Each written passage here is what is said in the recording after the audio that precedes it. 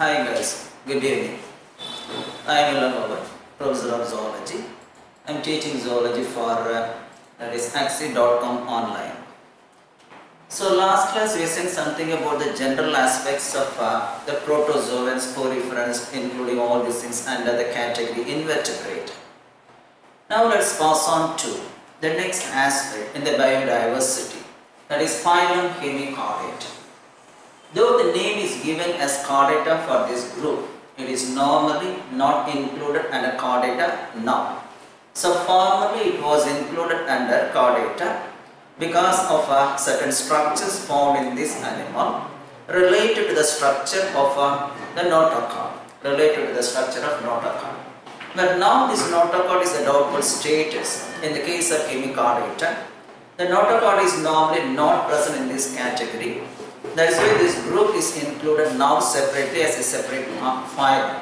So phylum Hemichordata, it is placed as separate phylum under non-chordata, but it is of evolutionary significance. It has certain characteristics similar to those of the echinoderms. That is why it is actually and also to that of chordates. You know, if you are comparing the chordates, echinoderms and hemichordates, all are having a mesodermal endoskeleton, some sort of endoskeleton is formed. In all cases, we have deuterostome condition. The mouth is developed at a later stage of development, just opposite to the blastopore. In all cases, we have the coelom, what we call this one, enterocoelom. Enterocoelom, deuterostome condition, mesodermal, some sort of mesodermal endoskeleton. The nature of cleavage, what we have the radial and indeterminate. These are all some of the characteristics by which the hemichordata, the echinoderms and the chordates are sharing. That is why this group is normally considered as a connecting link between the chordates as well as the non-chordates. But now it is regarded as a non-chordate because of the doubtful status of the notochord. What we have one of the important characteristics of chordate, namely the notochord at the backbone. So it is a small group, consists of bilaterally symmetrical animals, all having three-layered body wall with a well-developed system of organs. So we can say the organ system level of organization and the position of enterocoelom, a common character shared by this group, then chordata and also the echinodermata. Now, it is a worm-like animal. Actually, it includes worm-like animal. And these animals have actually definite organization, definite external organization. If you are taking the body of that animal, for example, it is having a structure anteriorly, proboscis, a structure what is called proboscis. Then followed by a collar, then a long just body, that is called as a trunk. Very simple in organization. If we are taking the body is differentiated into three parts: proboscis, collar and trunk. And normally in this animal, for example, what I drew is nothing but one organism by name Belanoglasses. There you have normally the active part is the proboscis. Just like a tongue, it is an active part. That is why normally it is used for burrowing purpose. It is very active, that part. And this bone is called as a tongue bone, as normally the proboscis is acting as a tongue used for burrowing. It is also called as a corn bone. We'll see later. So generally speaking, in the case of these hemichordates, we have proboscis, colon and trunk, three distinct regions. Now, but actually, though the organism is somewhat well developed, it is also sharing another important character with the echinoderms. So in the case of echinoderms, you know that one we have the circulatory system is of open type. Good evening, Bunny. So listen. So circulatory system is of open type. That means the blood is contained in the body cavity, as in the case of arthropods, as in the case of echinoderms. This is also one common character between the echinoderms and this animal group. And as general rule, in the case of arthropoda, you know that when the blood is colorless. The colorless blood is called as a hemolymph. Here also we have the blood is colorless because of the absence of respiratory pigments. And we have the cells The cells are normally called as amoeboid corpuscles or amoebocytes. The cells are called as amoebocytes or amoeboid corpuscles. Good evening. Continue. So, blood of hemichordates normally colorless in nature with amoeboid corpuscles. The blood cells are also colorless in nature. And if we are taking the organism, what is the method of respiration? So, they have organs like gills found in the trunk region. A number of gills are formed, and these gills are used for respiration, used by this animal for respiration. As it is an aquatic animal, generally you know that one. In all aquatic animals, we have the organ of respiration in the form of just gills. Then, how does the animal excrete its waste product? So generally you know that one, when an animal is in the water, the nature of waste product is ammonia. The nature of waste product is ammonia. So normally in the case of aquatic animals, in order to, so you see that one, in the case of animals, they excrete different types of excreted products, either ammonia or in the form of urea or in the form of uric acid. Somehow also we have some other waste product, namely creatinine, etc. Now in the case of human beings, in the case of frogs, we have the waste products mainly urea. In the case of reptiles, birds, and also in the case of insect, for example cockroach, they have the waste products uric acid. Such animals are called uricotelic animals. But this animal, normally like fishes, they are living in water. So those animals living in water normally excrete ammonia as the waste product. Because you know that one, ammonia is highly toxic, it needs large amount of water for its removal. So that is why the animals are releasing ammonia, those living in water, and that ammonia is soluble in water, and so that it gets converted to ammonium salts, get actually deposited, doesn't cause much actually, that is worry to the animals, harmless to the animal, doesn't cause much actually harmful to the animal. So respiration takes place mainly through the gills, and normally the animals are excreting the waste product in the form of ammonia, and further they have the gland. The gland is located in the proboscis region. That is why the gland is called proboscis gland. So this is the question came in the question paper also. Yes, all hemichordates, urochordates and cephalochordates are exclusively marine.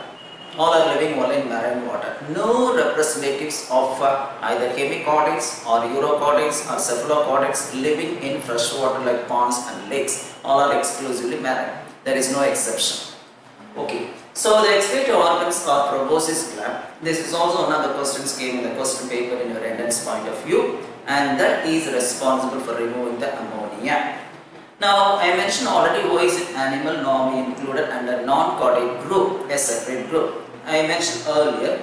So because of the doubtful status of the notochord, some structure is found in the animal, and that structure is no way connected, no way similar to the notochord normally found in the case of urochordates and cephalochordates. That is why, because of the doubtful status of the hemichordates, actually this notochord, the hemichordates are included under non-chordate. This is also another question came in the question paper, where these animals are not included under chordata. The reason for that one, the notochord presence is a doubtful state.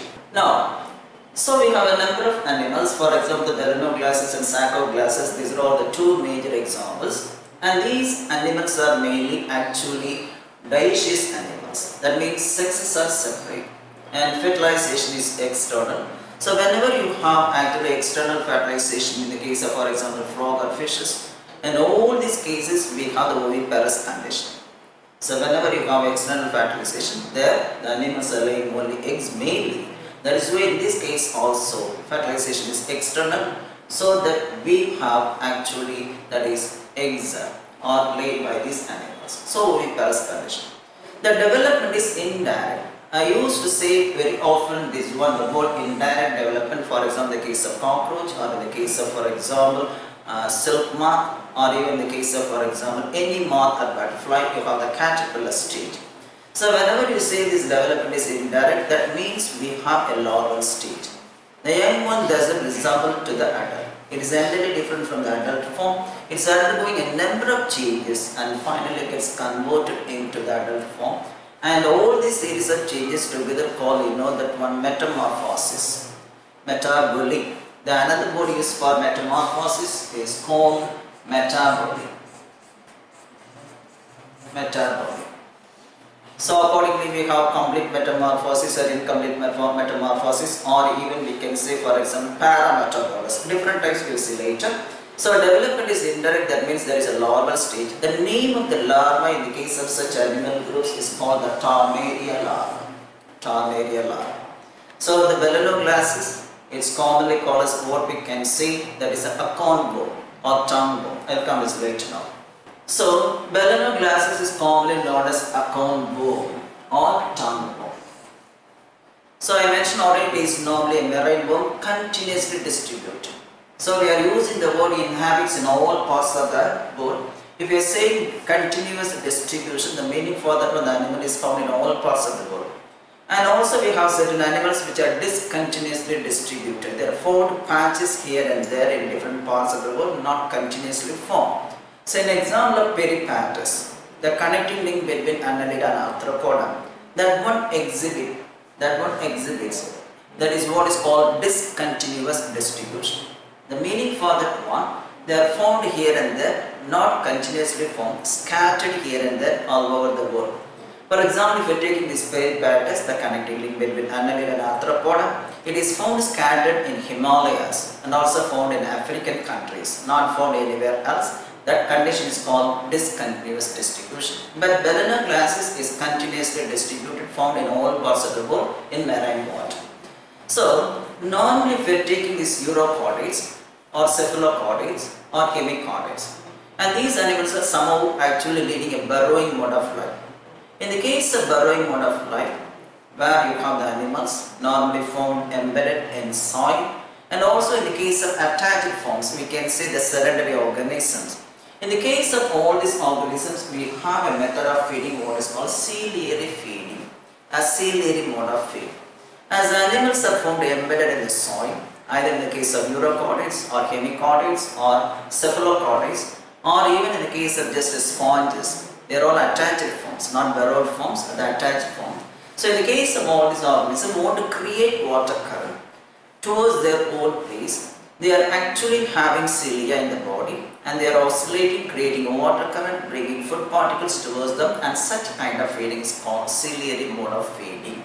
It is seen mainly in the case of attached forms like sponges and also the burrowing animals like the hemichordates, urochordates and also cephalochordates. Now, the animal is actually using its tongue for its actually making the burrows, and that is why the part which is more active is nothing but actually the proboscis. It is acting as a tongue. You know that what in human body the tongue is very active for all activities, for even just giving lecture or just speaking, etc. Just like tongue, the proboscis is very active. That is why the nickname is given for the bone, the tongue bone. Then, I mentioned already, as it has characteristics between the echinoderms as well as, for example, echinoderms means here I am using the word echinoderms are non-chordates and the chordates. That is why it is called as a connecting link, a transitional form, an integral form. You know the meaning of a connecting link or a transitional form or an integral form, and that plays a major role in evolution, possessing the characteristics of two different groups. For example, peripatus. For example, another one, Neoplina, the molluscan animal. So these are all connecting links. For example, Euglena. So all animals are having the characteristics of two different groups. That is why they form an intermediate link between two. So even in the case of one bird, you know that one the fossil bird already extinct, Archaeopteryx, a bird. That bird had teeth in its beak. Normally the birds did not have teeth, but this one had teeth. And that is why it is forming as a connecting link between the reptiles and birds. The presence of teeth in the buccal cavity is an example for, or it is actually a reptilian character. So based on this one, we can see the reptilian forms actually gave rise to the birds, or the birds have been actually developed or originated or arose from just mainly the reptilian forms. So the connecting links normally giving some ancestral characteristics, giving an evidence that certain organisms have been evolved from the predecessors or the ancestral varieties or the antiquities. So anyway, another question related to the endurance point of view. This animal is acting as a connecting link between the chordates and the non-chordates. Now here is the diagram or the picture of the animal. Now this part is what is called the proboscis. This is the part what is called proboscis. And this is a collar region. And this region is a trunk. No tail. The entire region is called as a trunk. And here is the region we have the gills for respiration. So the gills are present normally in the trunk region for respiration. So proboscis, collar, trunk. And now the proboscis only contains the excreted gland. So no eyes. And actually you know that one, it doesn't have the head also. The cranium is absent. That is why it is also considered as acraniate type, acraniate animal without a cranium. So these are all some of the characteristics related to the non-chordate group, hemichordate. Now let's pass on to the chordate group having the notochord. So what are the main characteristic features of the chordates?